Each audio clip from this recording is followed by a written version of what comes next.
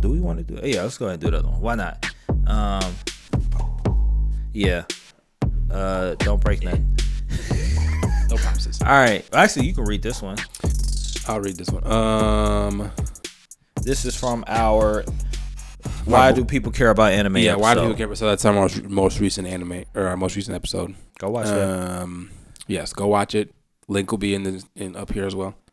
This is from my boy Coop, friend of the show.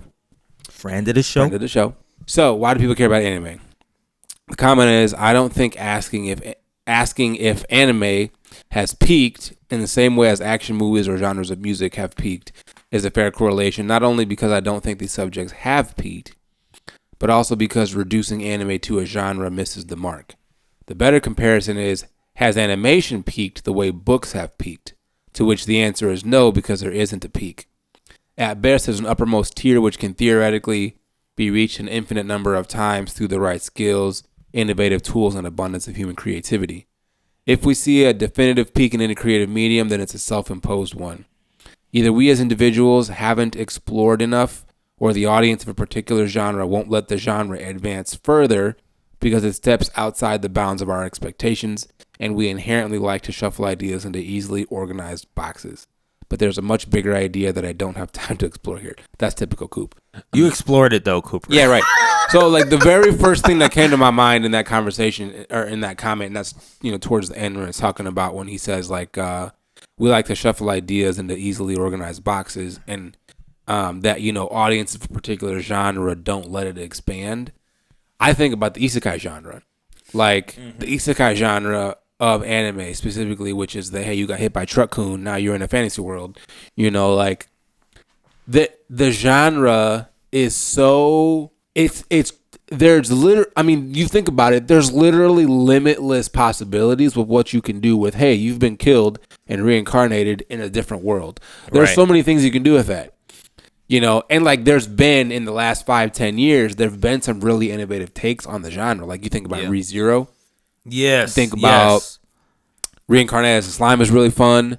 Not quite, it's not really mold breaking in like its idea, but it's really fun. The action is great, the comedy is great. But like ReZero is definitely a good one because ReZero was a break from the norm for the genre. Yeah.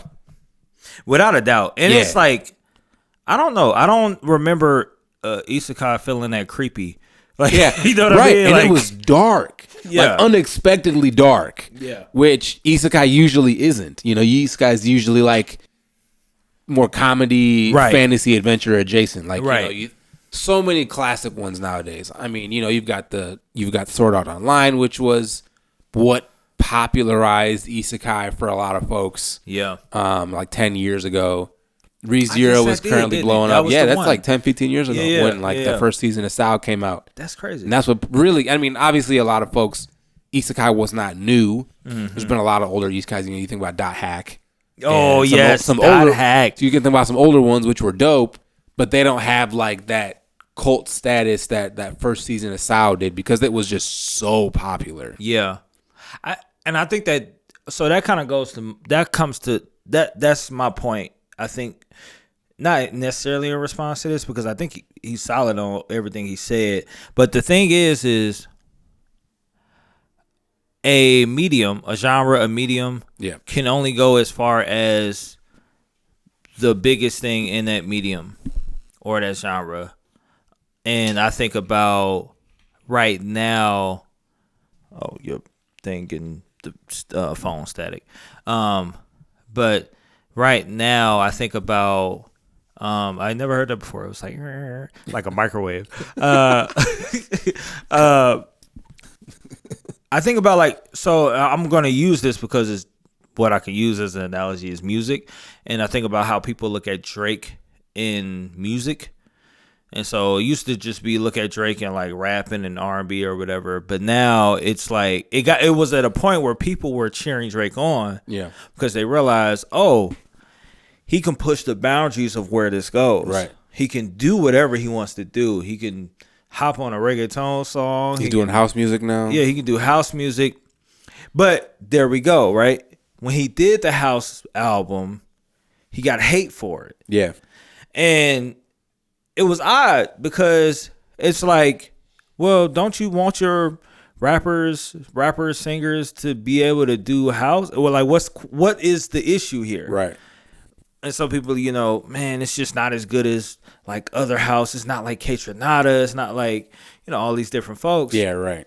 And it's like, yeah, but the attempt is supposed to be the attempt that matters. Yeah. And so all I have to say is I think I agree with Cooper in people limiting that advancement of like the medium because it's what we comfortable with. Yeah.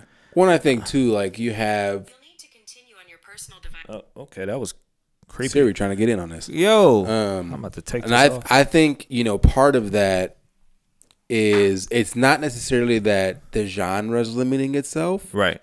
It's that what's popular is following a formula. Right. Exactly. Like you have, again, I'm going to pick on the East Coast genre because it's low hanging fruit, and it just happens to be one of my favorite genres. You have a strategy that works that will make you money if you follow a specific story tropes. So there's not a ton of creativity in like half of the East Skies that come out because it's copy and pasted. Yeah. It's like, oh, hey, so-and-so got hit by a truck or they got stabbed or they committed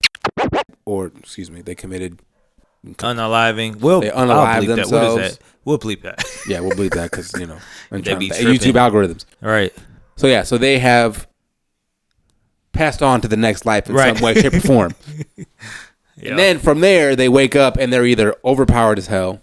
They get overpowered equipment. They get overpowered companions. They're the MC that can't die for X, Y, and Z reasons. And there's only so much you can do within those tropes without it getting stale. And so that's the thing is that's when it becomes limiting. It's not the artistry that's limited. It's what people are consuming, what people want is limited. Because then the artists are like, well, what's going to commercially potentially make me money? That's the other one I want to bring up.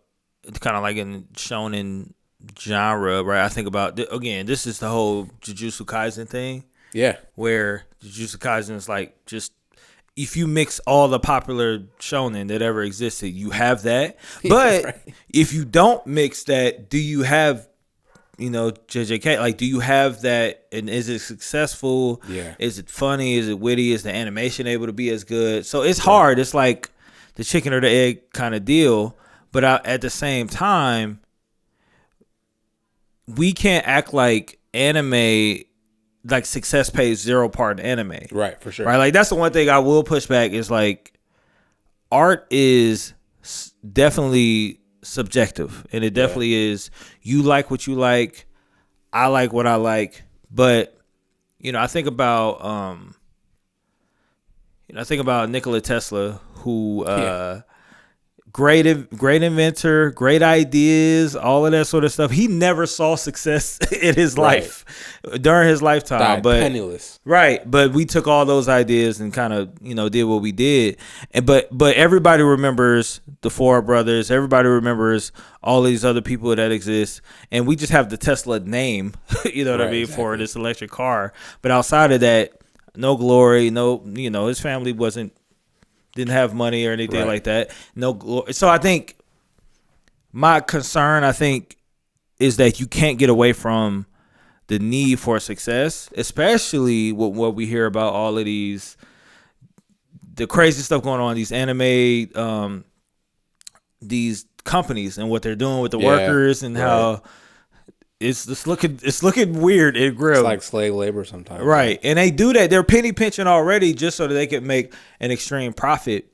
But at the same time, those same things help parts of the genre move forward, which is extremely sad, extremely dark. But I think, are you able to get away from that? I guess that's my question. Is like, are you able to get away from that? Because sure, you're able to push a genre or a medium forward, but you can't get away from the fact that, it takes money to run this. It takes people. It takes capital. You can't do anything about that if you don't, have that. But that's my thing. For sure. But yeah, so in a nutshell, obviously, Lots of great thought-provoking comments on Appreciate our videos. Yeah, we appreciate you guys when you reach out and give us comments on our videos. You know, whether that's on our YouTube videos, in our Discord channel. If you're not in a Discord channel, it goes down in the Discord. It goes down. It goes down. And then it goes back up. No. But hit us up in our Discord channel as well because we be chatting. Yep. Our Facebook page, we have a group on there. And like and subscribe to like this video, subscribe, join the conversation. We like to have conversations like these. But either which way, y'all know the slogan. Stay colorful. Peace.